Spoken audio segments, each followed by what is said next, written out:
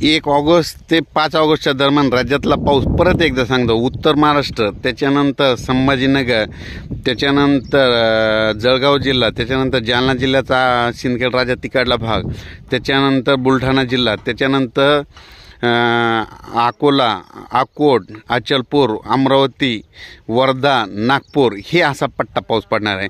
आणि उर्वरित राज्यामध्ये मराठवाड्यामध्ये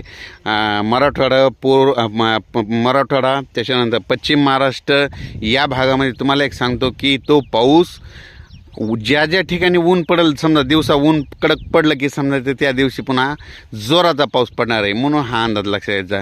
म्हणजे राज्यात 5 ऑगस्टपर्यंत पाऊस आहेत, एकदम उघडणार नाही. शेतीचे कामे जसं वेळ भेटेल तसे करून घ्या. तर तुम्हाला एक सांगू इच्छितो की राज्यामध्ये समजा ज्या ज्या ठिकाणी कडक ऊन पडलं त्या दिवशी त्या भागामध्ये पाऊस जोराचा पडणार आणि शेताच्या बाहेर पाणी निघणार, म्हणून हे अंदाज लक्षात यायचा. अचानक वातावरणात बदल झाला तर परत एक मेसेज दिला जाईल. धन्यवाद.